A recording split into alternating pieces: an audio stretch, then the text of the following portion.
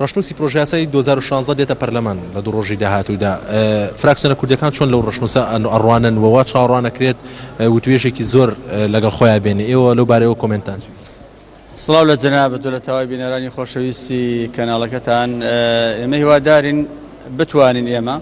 داخوازیەکانی گەلی کوردستان بە تەواوی لەو پرۆژە یاسا تێپەڕێنەوە 2016مان 2015 نەبێ و وا بکەین کە هەموو مانگیەک موچەخۆری هەرێمی کوردستان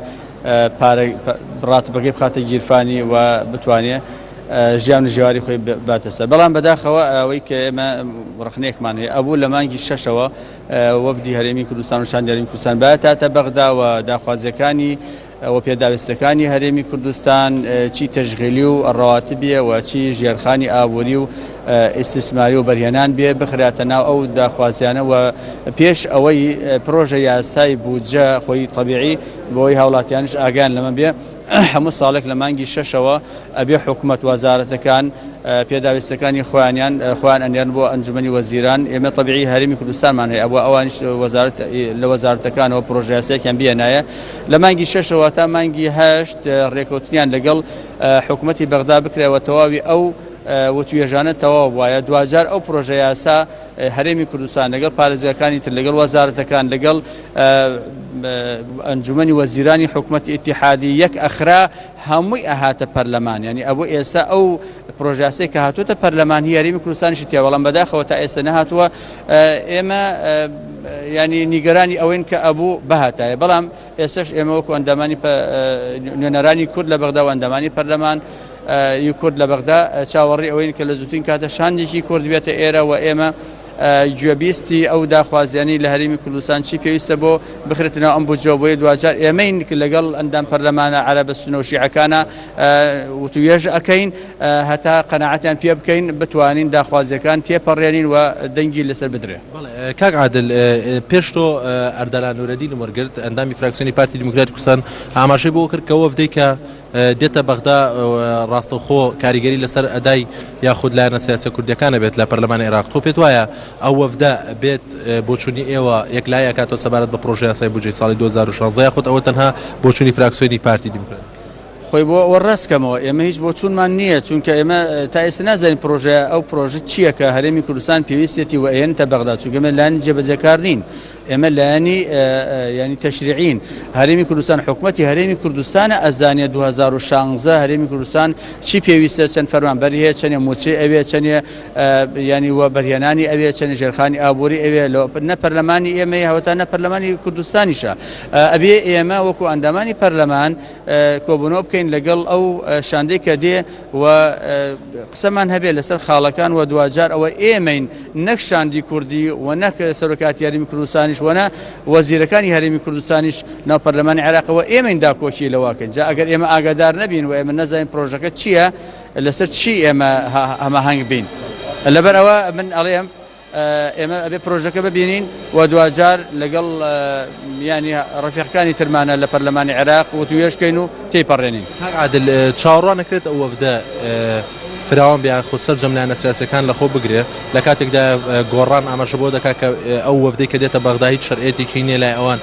ئێوە وەکو فراکسیۆنی یەکگرتو و چاوەڕێواکەن کە ئەو وەفدەی کە دێتە پەرلەمان لەسەر ئاستی باڵای حکومی بێەوە یەکگرتوشی تێدا بێ؟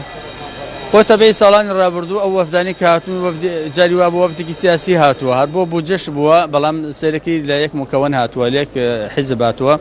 زۆرجار ئەمان کاکەم وەفدی حیزبیە حکومیە ینی چونکە کەسایەتی حیزبیتیا بۆ ئاهات بۆ ئێرە بۆی ئێمە ساڵانی ڕابردوو ئەو گازندەمان هەبوو ئەو گلێمان هەبوو ئەو وەفدانی کە دێن بە وەفدی حکومی بن یان وەفدی سیاسی ئەگەر وەفدی سیاسیش بە لایەنەکانی ترشی تیا بێت چونکە ئێستا 5 لایەنی دیار لە هەرێمی کوردستان حکوومەتێکی بن کە فراوانیان دروست کردووە پێویست بە ئەوە ئەکات ینی ڕای هەر 5 لایەنەکە وەرگیرێ ئەمە تۆ لێگەڕێتەوە جێگلەی گازندە سەر لە هەرێمی کوردستان هەیە ئایا ئەیانوێ بۆ 2016 هەروابی هەروە بەردەوام بێت چونکە ئەم باسی کە دێ باسی 2016 15 نییە لەبەرەوە ئێمە بۆیە لێرە لەم میدیا جوانەی ئێوە داوا ئەکەین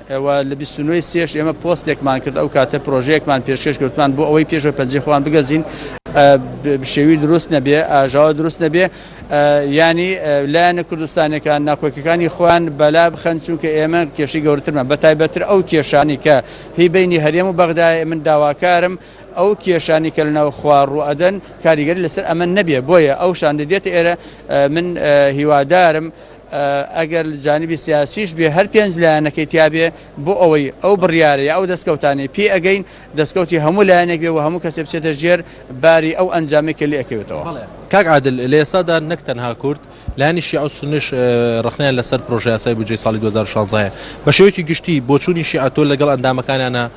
ڕۆژانە مامەڵ ئەکەیت بۆچوونی شیعە لایەنی شیعە و سونە سەبارەت بە ڕێکەوتنەکەی نێوان هەرێم و بەغدا بە دروستی چۆنە لە کاتێکدا لە ساڵ 2015 ئەو ڕێکەوتنە نەچوو بواری جێبەجێکردنەوە لە ئێستادا بە هەمان نەس لە هەمان پرۆژە یاسا بە هەمان دەقاتەوە ناو پەرلەمانی عێراق لایەنە سیاسیەکان سەبارەت بۆ ڕێکەوتناڵێن. من یەکشت بە جەناب تو هاوڵاتیان بڵم شیعە لە هیچ ئێمە ڕازین ئێمە تەناسول لە هەر هەمووشی بکەین هیچیشمان نەوێ هەر ڕازین لێمان کۆمەڵێ بەتایبەت لایەن هەیە لەو پەرلەمانە ینی ئیشیان ئەوەیە هەر گلەی و گازندە ئەکەن هەر بڵێ قول والله واحد لە قسەر قول والله واحدیش قسەی تریانێ و لایەن لەبەرەوە زۆر ئێمە گوێ بە ئەو شتانە نادەین بەقەدەر ئەوەنەی گوێ بە ئەوە بدەین کە بینی خۆمان ناوخۆی خۆمان چۆن ئەگەر ئێمە وەکو ساڵی پار بە یەک دەنگی و یەکڕەنگی و بەهێزی و بە بتەوی بێن بەڕاستی ئێمە 62 ئەندام پەرلەمان توانیمان لە ینی ئەوە فەرزکەین بەسەر 328 ئەندامە کە زۆریش گلەی و گازندەیان بوو کێشپەڕی و توانیشمان الحەمدوللا بەڵام بەداخەوە لە دوای لە کاتی جێبەجێکردنا کێشە ڕوویدا. من ئەمەیە کاکومێت خاڵێک بیر بێنمەوە کە زۆر گرنگە من ئەمڕۆ لە کەناڵەکان باسم کرد کوتە بێژی لیژنەی نەزاها نزیکی 500 ملیار دۆلار 500 ملیار دۆلار گەندەڵی لە میزانی عێراق کراوە لە ساڵانی ڕابردوو و زۆری ئەو مەبلەغ و پارانە ئێمە ڕستمان کردو ئەزین لای کێیە و لە چی بەنکێکایە داوامان لە حکوومەتی عێراقی کردووە چونکە ئەو میزانی سە دانراوە بەڕاستی بەشی هیچ ناکە بەشی ڕەواتیبیش ینی ئەگەر هەمووشی لەسەر باسی نەوتە ئەگەر خوانەخواست خەلێک لە تا دروست بێتەوە لەبەر ئەوە ئێمە داوامان کردووە ئەو پارانەی کە ساڵانی ڕابردووە بە هەردە دراوە لە سەردەمی نووری مالیکیە ئەو پارانە بگێڕێتەوە بۆ ناو میزانی موازنە و ئەو کاتە لە هەر پارێکی دزراوە لە 17 هەرێمی کوردستانیشی تایە ئەو کاتە بە هەوڵاتیانی کوردستانیش باشە و لەم تەنگەژە کە ئێستا هەیە ڕزگاریان بنەجاتیان بەنسبەت مداولە و طبیعیە توار پرۆژەیەک دێنیتە ناو پەرلەمانەوە ئەگەر شتێکی زۆر بەسیتیش بێ ئەندامانی پەرلەمان ڕایخوان ئەڵێن لە نسێسەکان لایخوان ئەڵێن وتنی ڕایخۆت یان تحفظکردن لەسەرەوە معنای ئەوە نییە کە عرقەلە هەیە و معنای ئەوە نیە کە تێنەپڕێ ئینشاڵڵا تێئەپەڕێ و هیوادارم بتوانین ئێمە ئەو داخوازیانی کە هەرێمی کوردستان و هاوڵاتیانی کوردستان پێویستی پێەتی بتێپەڕێنین. لە ماوەی ڕابردوودا عێراق توانی یاخود تا ئێستا ئەوە نیانزە مانگە موچەی خۆی بەبێ دواکەوتن ئەدات و هەرێمی کوردستانش لە ماوەی ئەم مانگەیە نەوتی بە شێوەی سەربەخۆ فرۆشتەوە ئێوە ڕاوێشتان بە هەرێمی کوردستان یاخود ئامۆژگاری هەرێمی کوردستانتان نەکردو کە بگەڕێتەوە بۆ بەغا دانوستان بک بۆی پشکی لە 170ەکەی پێ بدرێتەوە بۆ پێی کە تا ئێستا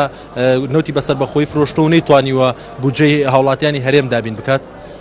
من وەکو تەخەسوسەکەی خۆم